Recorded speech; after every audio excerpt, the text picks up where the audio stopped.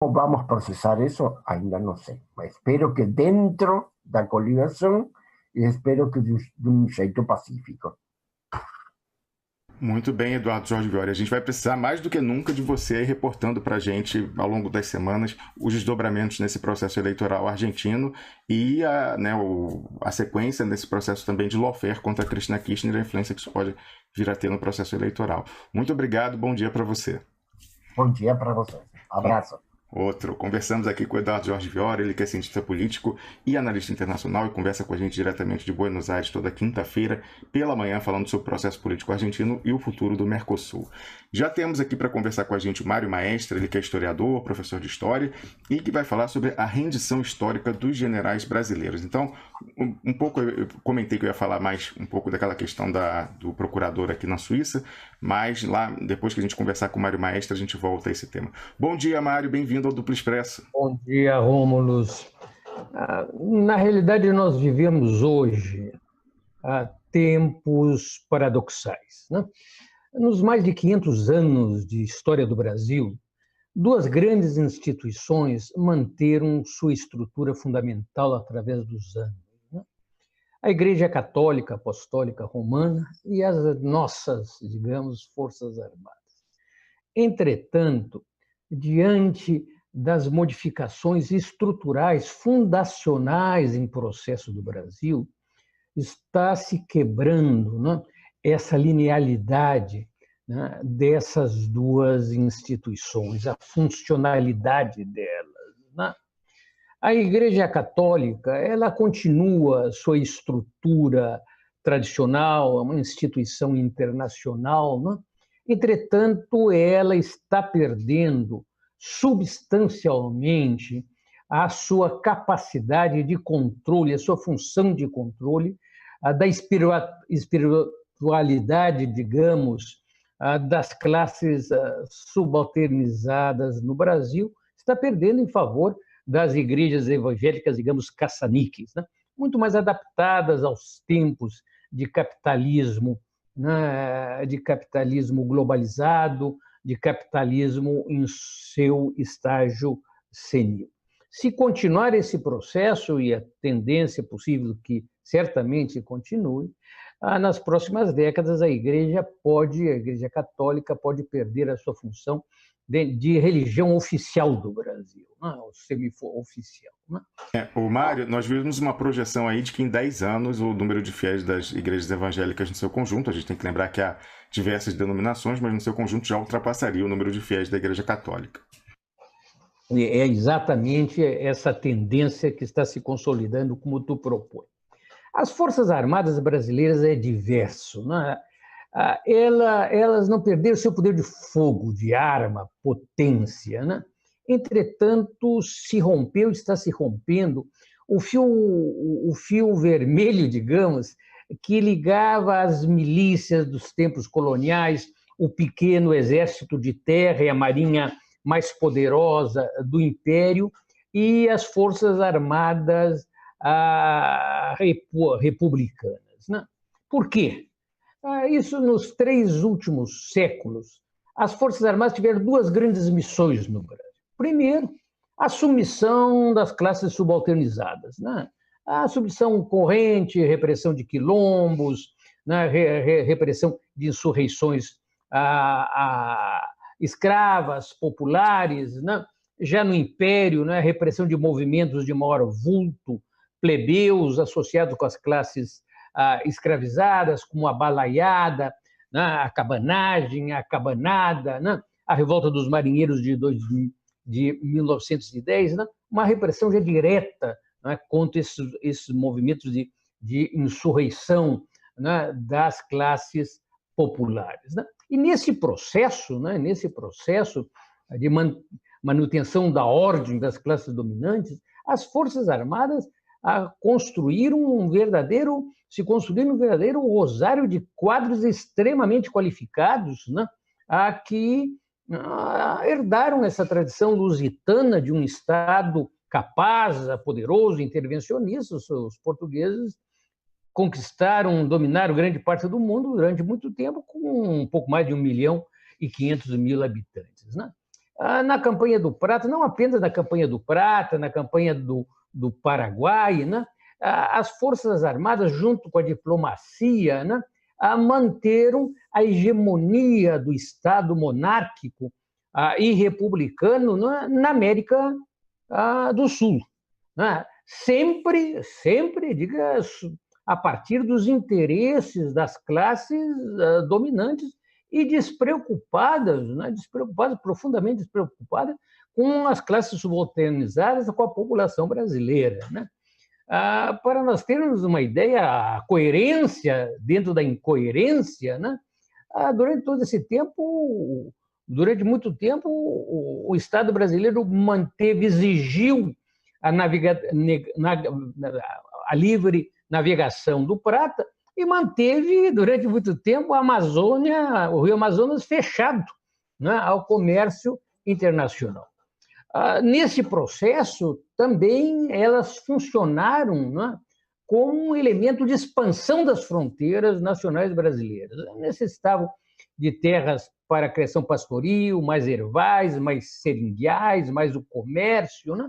Praticamente não teve Estado no Brasil, né, nação com fronteira no Brasil, que não sofreu essa pressão da diplomacia e das Forças Armadas brasileiras, representando os interesses da nação brasileira. Na Argentina, diplomacia e exército, com seus grandes quadros, né, nunca permitiram que a Argentina se transformasse num verdadeiro contraponto no Sul da América ao Estado continental brasileiro, né?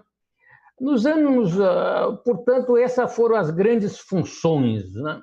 Nos anos de 1930, a industrialização levou uma relativa divisão na alta oficialidade das forças brasileiras, né?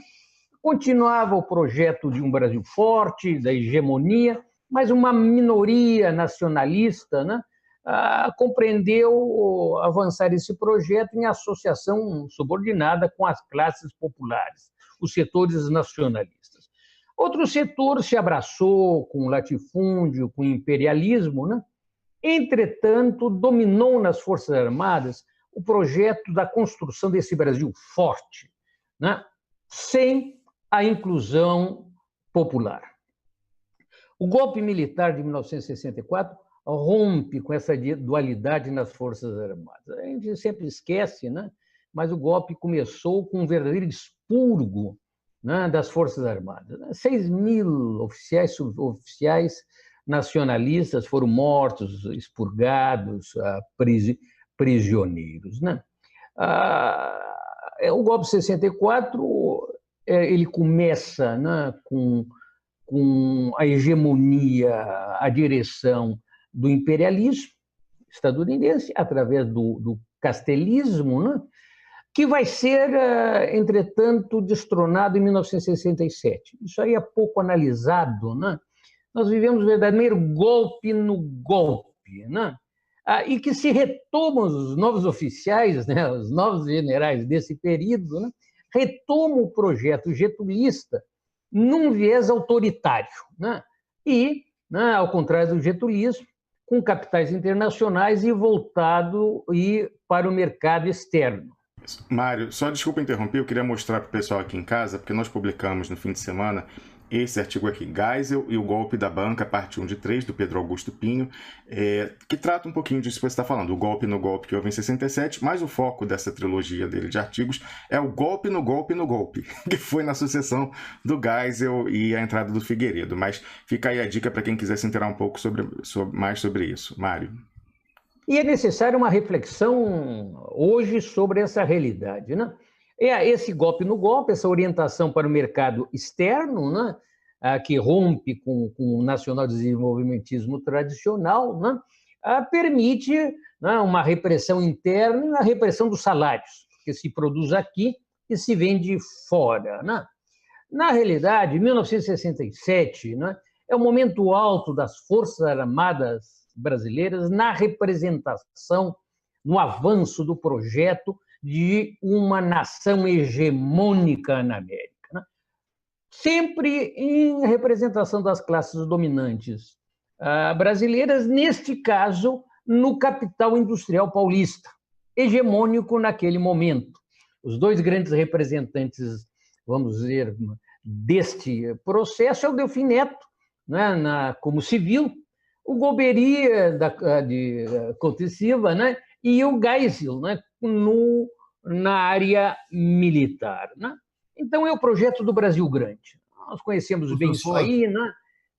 Professor, por gentileza, esse projeto de Brasil Grande, de hegemônico na América do Sul, ele é hegemônico, mas também solitário, né? Não havia uma intenção de, vamos assim dizer, de se integrar regionalmente. Talvez, mais adiante, já no final do período militar, com uma necessidade de aproveitamento de fontes energéticas. Nós temos o exemplo ali com o Paraguai, mas sempre coisas muito pontuais, né? Não havia uma preocupação política geral de unificar a América e daí sim ter uma liderança regional. Era uma liderança representando alguém de fora.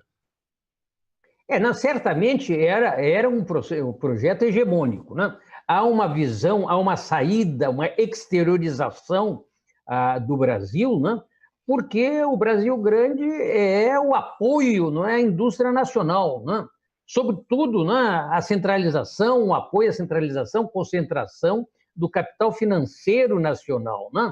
Então, aí nós vamos ter um forte apoio as antigas estatais, né? Petrobras, Eletrobras, Banco do Brasil, Caixa Econômica Federal, Vale do Rio Doce, Siderurgia Nacional, são fortalecidas, são avançadas. Se fundam novas estatais, né? A Nucleibás, se constrói a grande Itaipu, né? Se fortalecem GESA, hidrelétricas, né? Se desenvolve, né? As universidades federais com perfil de hoje são uma construção de 67, não é? A pesquisa, né, através da CAPES, CNPq, é fortalecida pelos militares. Né? Eu vou tocar já essa questão que tu aponta. Né?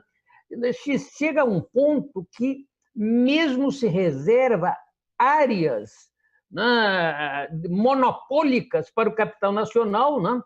Como, né, a área da informática. Né? O grande projeto, né, é o fortalecimento do capital monopólico público e privado, mesmo contra os interesses privados particulares dos Estados Unidos. Né? Se fortalece Odebrecht, Andrade Gutierrez, Petrobras, né? E, nesse sentido, há uma exteriorização, né, como tu dissesses, com um sentido mais hegemônico, em abertura em relação ao mundo. Né? Se vai para o horror dos Estados Unidos, para o horror do salarizarismo, né? Se abre negociações, se reconhece, né? O movimento de libertação nacional socialista africano, Angola, Moçambique, Guiné-Bissau, que os Estados Unidos estavam financiando a contra-revolução. Né? Se propõe no Pacto Atômico, se propõe explodir a bomba atômica, chega a se furar o poço. Né? Esse era um antigo projeto getulista, o domínio da bomba atômica. Né? Se abre para o Oriente Médio, né? vamos exportar para o Iraque, né? Há essa abertura, mas sempre na hegemonia, sempre procurando sem uma visão mais geral. Né? Na realidade, esse projeto, como nós sabemos, vai entrar em crise em 1975, né? Era um projeto apoiado, sobretudo, em empréstimos externos, no mercado interno, quando, com a crise de 75, os juros sobem em flecha, né? E o mercado internacional cai em picada. É a grande crise desse processo. Né? Os militares são obrigados a entregar o Brasil em regressão, né, econômica, né, desorganizado, novamente lutando para pagar as dívidas externas, iniciando o processo, né, aquelas décadas perdidas. Né? Entretanto, há que deixar uma coisa bem clara. Né? Quando entregam o poder, né, o Brasil passara da 40ª nação para a primeira nação industrial do mundo, né? De 64 para 85. Em 85, o Brasil tivera um crescimento substancial das forças produtivas materiais, com um crescimento substancial das classes trabalhadoras. É desse processo que vai surgir, né, o PT, naquela época, tendencialmente anticapitalista, né, a CUT, tendencialmente classista, né, que expressam um novo fortalecimento das classes trabalhadoras no Brasil. Os militares, sem punição alguma, as classes dominantes guardam essa reserva preciosa, né, da defesa dos seus interesses, submergem, né, nos seus espaços que não são tocados por nenhum governo, né? Vivem na mais profunda impunidade, né?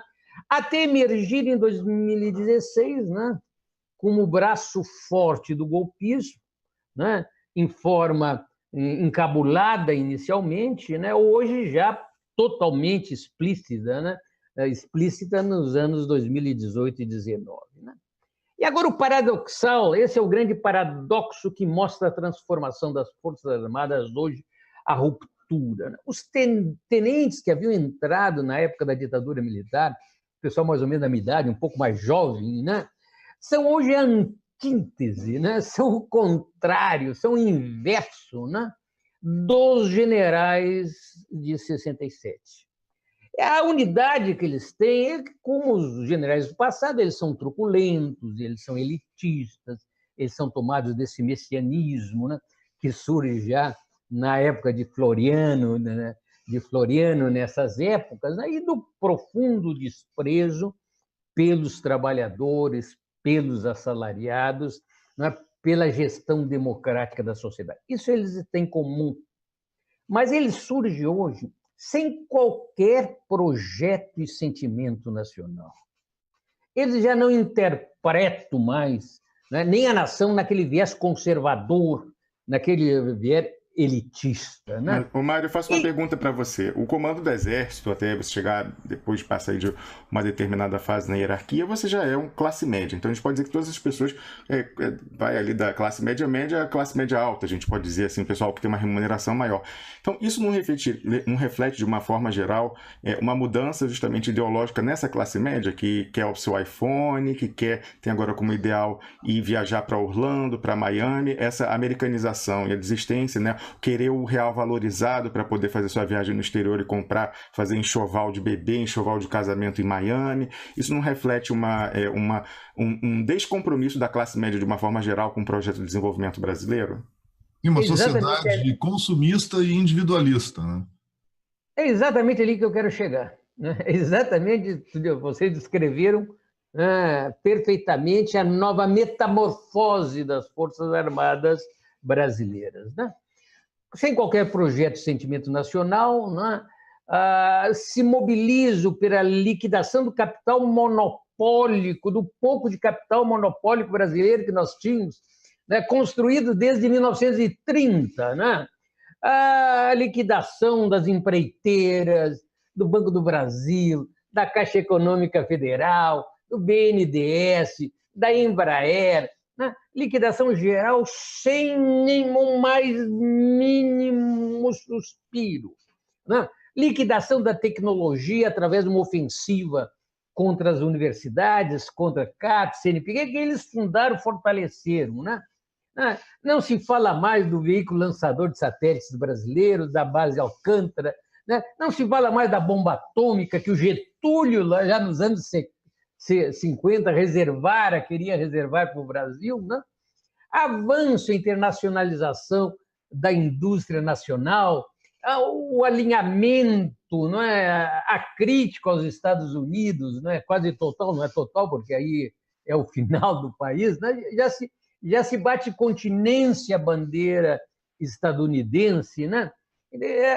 Abraçam esse país, né? Essa proposta de país de bens produtor de bens primários, de manufaturados de baixa tecnologia, um país que está conhecendo uma regressão das forças produtivas materiais. né?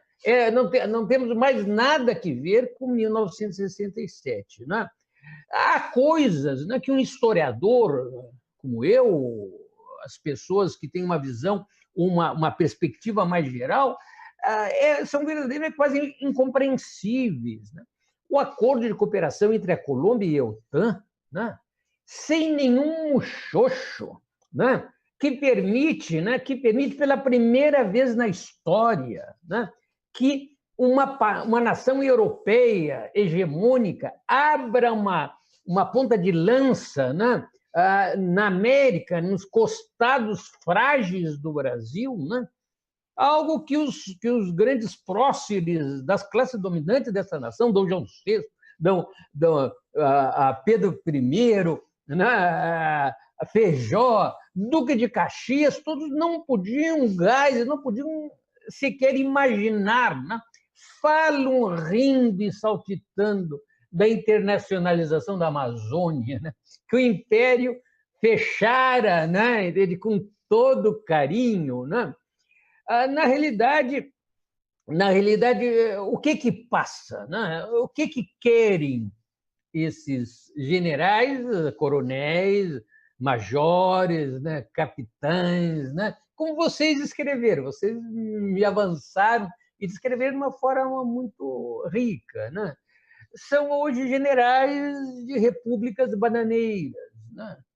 São senhores da guerra, né, que estão preocupados com o sucesso individual, pessoal, né, através dos soldos magníficos, fabulosos que recebem, né, indecentes, né, as pensões, né, através de sinecuras públicas, privadas, né, eles desejam o quê? Para sintetizar e não gastarmos nosso tempo. Como vocês descreveram, né, o sonho de consumo é uma casa em Miami, em frente ao mar, né? Quem tem, né, com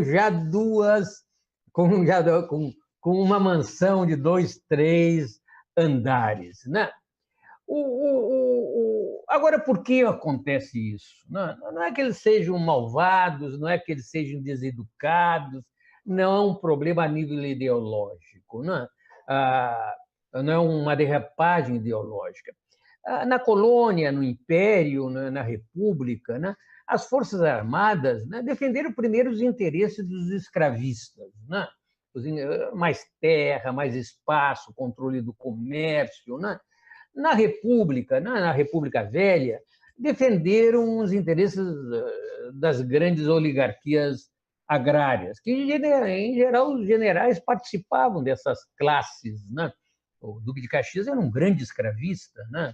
Praticamente todos os grandes generais brasileiros da monarquia eram grandes senhores de terra, grandes escravistas. Na República Velha, eles terminavam casando aqui todos com as fazendeiras aqui do Rio Grande do Sul. Eles vinham para cá, né, e casavam.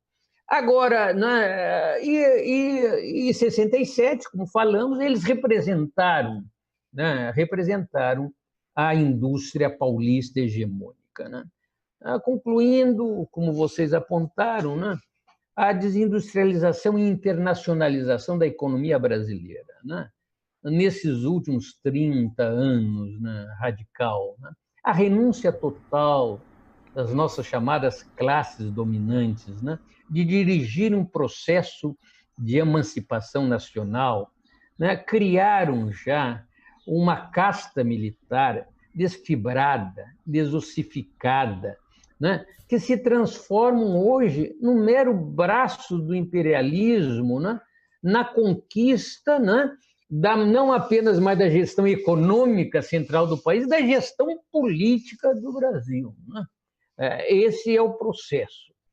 A conclusão é, né, se os trabalhadores e assalariados não levantarem um projeto, né, de emancipação social e nacional do país, né, nós vamos nos afundar, né, nessa nova forma de neocolonialismo globalizado, no contexto de relações produtivas assalariadas, de viés semi-escravistas, sob o controle já policial dos novos generais. Muito bem, Mário Maestre. Você acha que tem alguma possibilidade da gente conseguir alguma interlocução com a baixa oficialidade, eles perceberem que eles também não são classe média, que eles são classe trabalhadora, e vendo ainda esse contexto da reforma do plano de carreiras que eles querem aprovar, a coisa vai ficar bastante dura também para eles, né? Menor perspectiva de chegar, de ascender na carreira e tal. Pode ser que haja uma interlocução. Você acha que essa penetração ideológica, esse ideal aí da casa em Miami chega até as bases e realmente o último a sair que apaga a luz? Rômulus, há uma preocupação sobre a direção do imperialismo, né, de transformar os militares numa verdadeira casta, né? Nós estamos vendo os colégios específicos, né, salários específicos, serviço médico específico, né, transformar numa casta, né, que não tenha mais ligação com a sociedade. Entretanto, os vínculos sociais, sobretudo, como tu apontas, na suboficialidade das Forças Armadas, são permanentes, né? Eles não podem se separar do que vivem, né, os parentes, os amigos, mesmo que eles sejam encapsulados, né, nessa nova instituição isolada, né? Sobretudo com a retomada, né, do movimento social, né, essas contradições na nação são levadas inevitavelmente para as Forças Armadas. E se não houver uma ruptura nas Forças Armadas, né, se um setor das Forças Armadas não retomar aquela vontade de se colocar ao lado da população brasileira, né, marchar junto dos interesses sociais e nacionais, nós vamos afundar, né, nessa neobarbárie que nós estamos conhecendo.